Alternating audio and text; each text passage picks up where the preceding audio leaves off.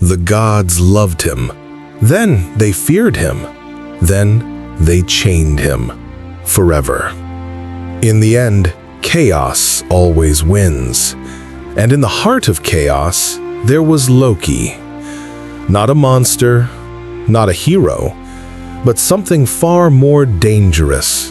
A god who could outwit fate itself. Rewind the fire. Watch the ashes rise and reform.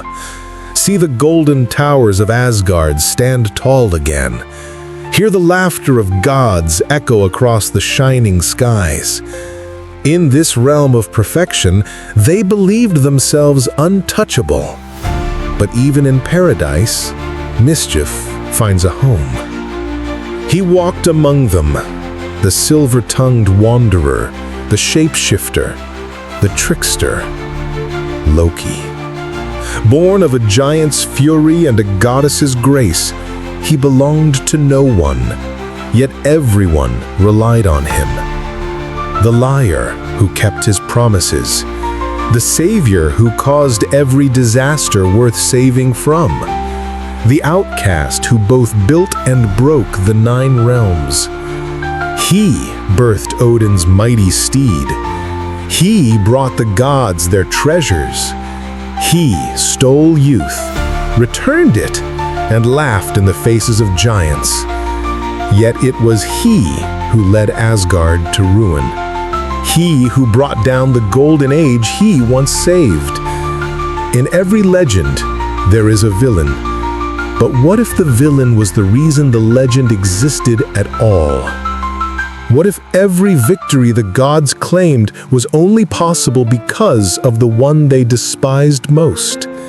This is not the story of evil.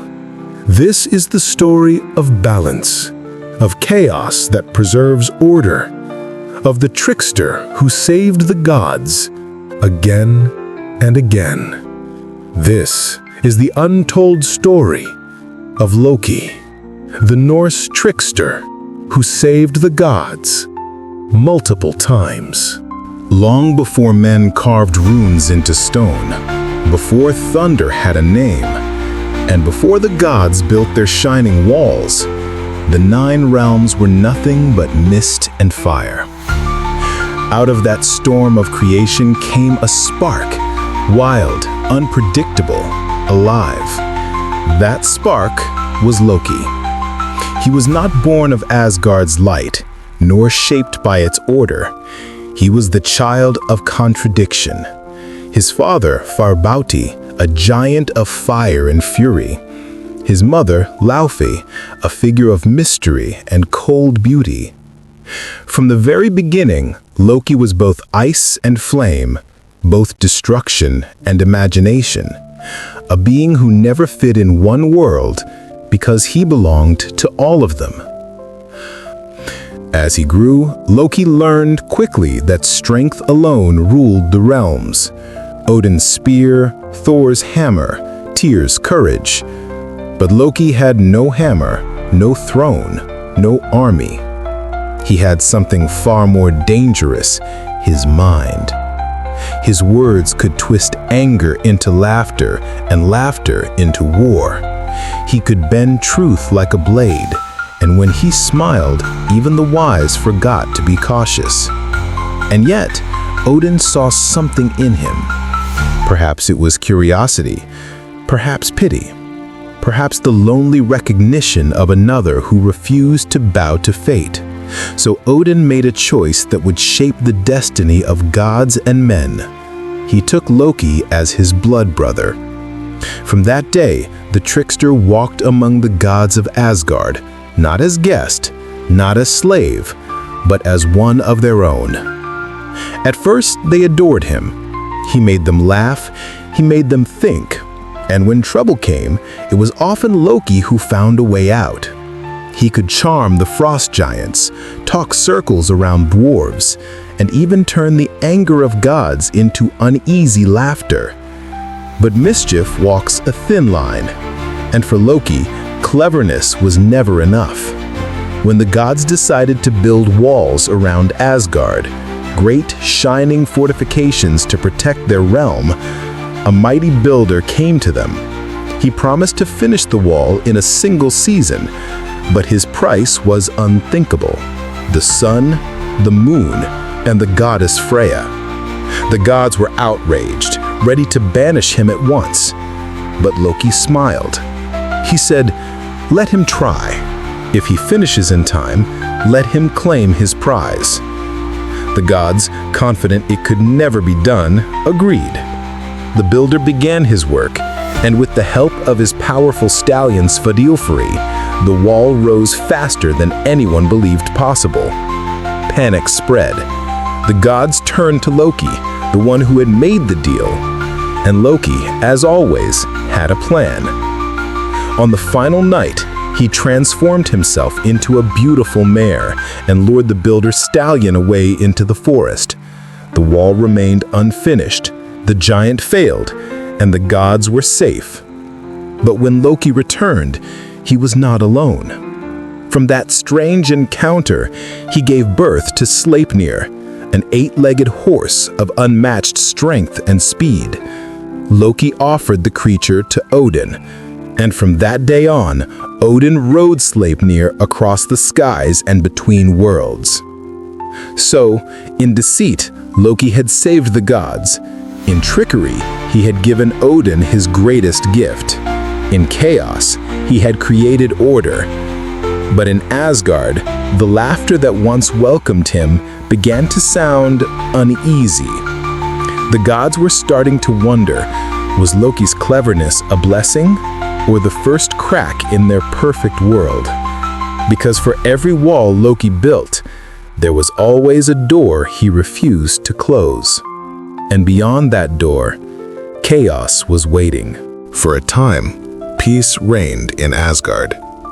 The walls stood tall, the gods feasted, and Loki's laughter filled the golden halls once more. But the gods were never content for long. Trouble, like Loki himself, had a way of returning, usually with his fingerprints all over it. The theft of Idun's apples. Idun, the keeper of the golden apples, guarded the fruit that granted the gods their eternal youth. Without her, even Odin's wisdom would wither, and Thor's strength would fade. One day, Loki traveled beyond Asgard with Odin and Mjölnir. In the wilderness, they met a giant in disguise, Thiazi, master of winds and storms. Hungry and weary, the gods asked for food. The giant agreed, but his price was simple: a taste of Idun's apples. Loki, ever eager to bargain, promised he could make it happen. He lured Idun from Asgard, whispering, "There are apples even more golden than yours in the forest. Come and see." But the moment she stepped outside the gates, Thiazi seized her in the form of a giant eagle and vanished into the clouds. Days passed, then weeks. The gods grew pale and weak. Their youth faded like frost beneath the sun. They turned on Loki with fury. "Find her or face the fate you deserve," Odin thundered. For the first time, Loki looked upon his own ruin and felt fear. He borrowed Freya's falcon cloak, spread his wings, and soared into the realm of giants. There he found Idun imprisoned, guarded by Thiazi's towering shadow. Loki transformed her into a nut, clutched her in his talons, and flew back toward Asgard, the eagle in hot pursuit. The chase tore across the skies, fire and ice swirling in their wake. At the gates, the gods lit a wall of flame. Loki shot through, the eagle followed, and burned. Thiazi fell from the heavens, and Idun was free. Once again, Loki's deceit brought disaster and salvation. But his mischief was far from over. One day, Loki played a cruel joke. He cut off all the golden hair of Sif, Thor's beloved wife. When Thor discovered it, the thunder god's rage shook the mountains. To save his own skin, Loki promised to replace the hair with something even finer. He descended into the dark forges of the dwarves, the greatest craftsmen in all the realms. From their fires came wonders. Odin's spear, Mjölnir, that never missed its mark. Freya's ship, Asgard, that could sail on any wind. And golden hair for Sif, alive and radiant as sunlight itself. But Loki, greedy for mischief, bet the dwarves that another group could do even better. They accepted, and from their hammers came 3 gifts that would change the fate of gods forever. Draupnir, the golden ring that multiplied itself. Gullinbusti, the shining boar of Freya. And Mjölnir, Thor's mighty hammer. When the dwarves won the wager, they demanded his head.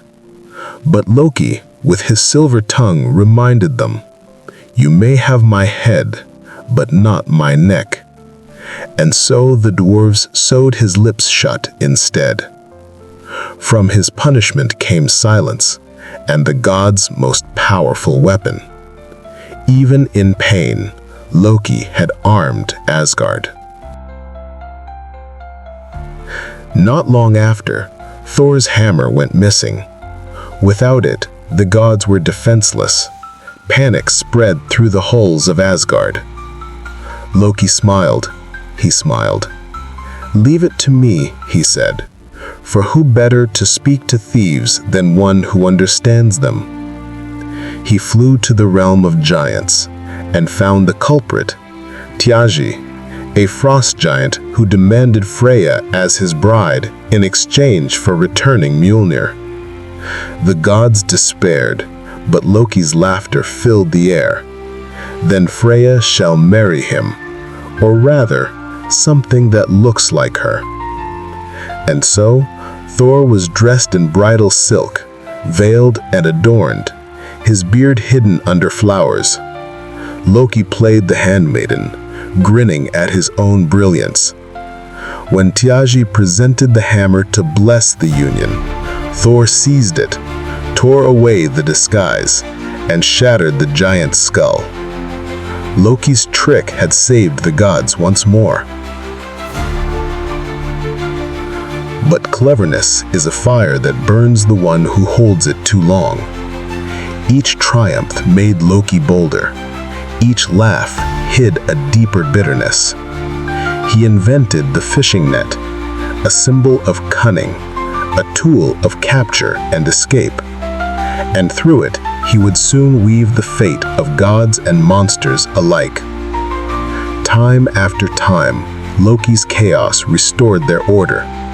He lied and they lived. He tricked and they triumphed. But each victory came at a cost.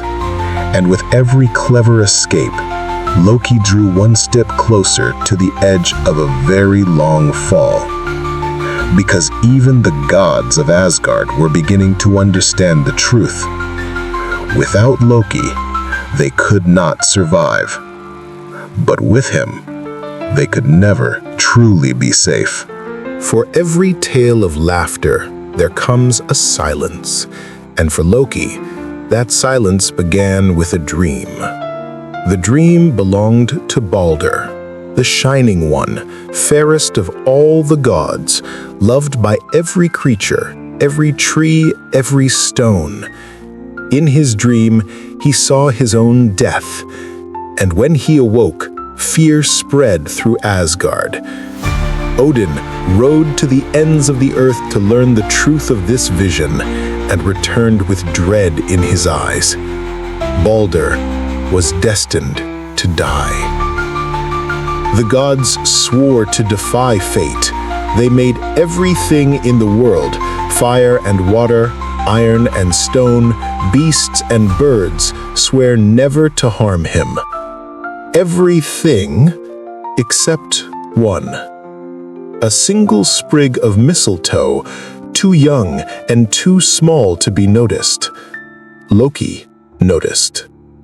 He watched the gods amuse themselves, throwing stones and spears at Balder, laughing as nothing could wound him. Perfection made him sick. Laughter without risk was meaningless. So Loki shaped the mistletoe into a dart and placed it in the hand of Balder's blind brother, Hord. "Join the game," he whispered. "Show him you can strike true." The dart flew. Balder fell. The hull went silent.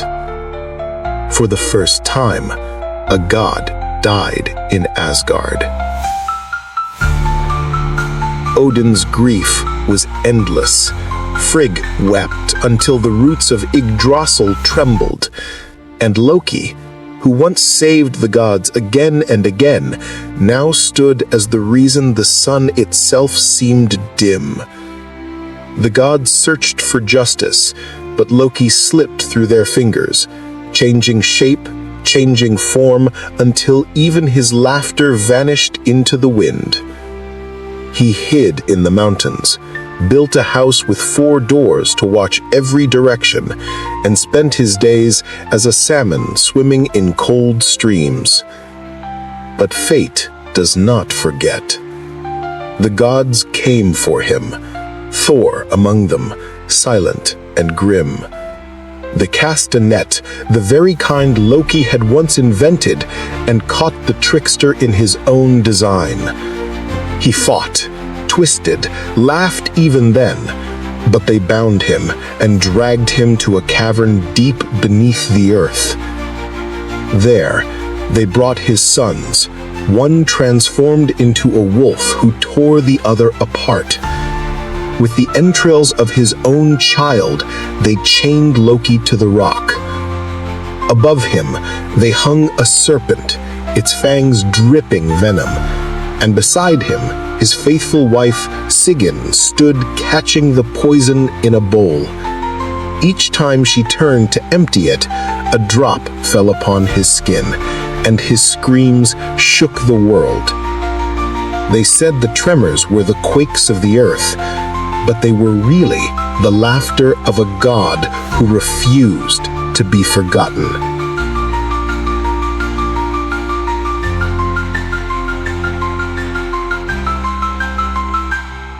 Ages passed.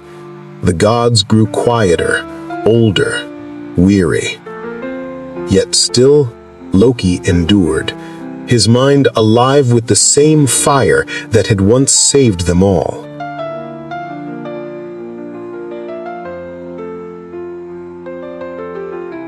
Because chaos never dies, it only waits.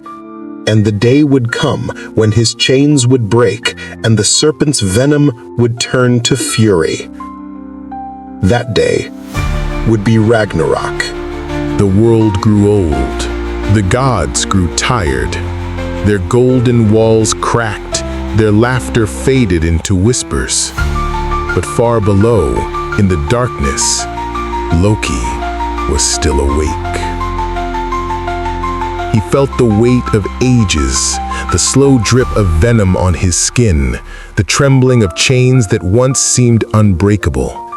And then, one final tremor, a sound like thunder beneath the earth. The chains shattered. The trickster was free.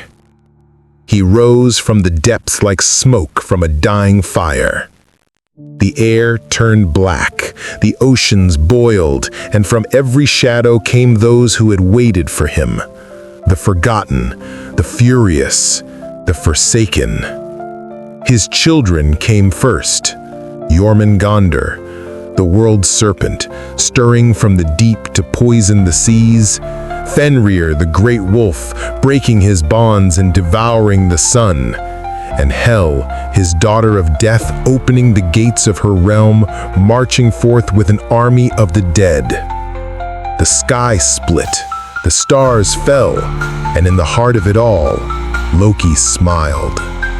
Once he had saved the gods, Now, he would end them. Not out of hatred alone, but out of truth. For every order must collapse, and every perfection must one day burn. The gods had forgotten that. Loki never did. He led his armies across the plain of Vigrid, the last battlefield. The Bifrost cracked beneath the weight of the storm. Fire rained from the heavens. On the other side, the gods of Asgard gathered. Odin, Thor, Heimdall, Tyr, all weary, all ready. And there, amid lightning and smoke, Loki met Heimdall, the watchman who had seen him coming since the dawn of time. They faced each other in silence. No words, no laughter. When they struck, the sky itself split. Heimdall's blade pierced Loki's heart. Loki's knife found its mark in Heimdall's throat. Both fell together. The Watcher and the Trickster, the end and the beginning. Around them, the world burned. Thor slew the serpent, but took its poison and fell. Odin was devoured by the wolf. Fire consumed the heavens. The seas rose and swallowed the land. And then, nothing. Silence. Darkness. The long winter. But even then, something stirred. From the ashes of the old world, green shoots began to grow. The sun's daughter rose in the east, and in that rebirth, a faint echo of laughter. Loki's laughter. Because chaos had done its work, it had broken the old so that something new could rise. They called him a liar, a monster, a destroyer. But perhaps in the end, he was only the reminder that even gods need their shadows. Without Loki, there would be no Mjölnir, no victories, no stories to tell. He was the question every god feared. What happens when perfection meets truth? And so, the trickster's tale ends not with defeat, but with balance restored. Because every world that burns is a world reborn, and every lie told in darkness is only waiting to become light. He was Loki, the Norse trickster who saved the gods and destroyed them. And maybe he was never the villain after all. In the quiet after the storm, the smoke rises from what once was Asgard. The world breathes again. The fire cools. The sky remembers how to be blue. And somewhere, in that silence, his name still echoes, softly, almost kindly.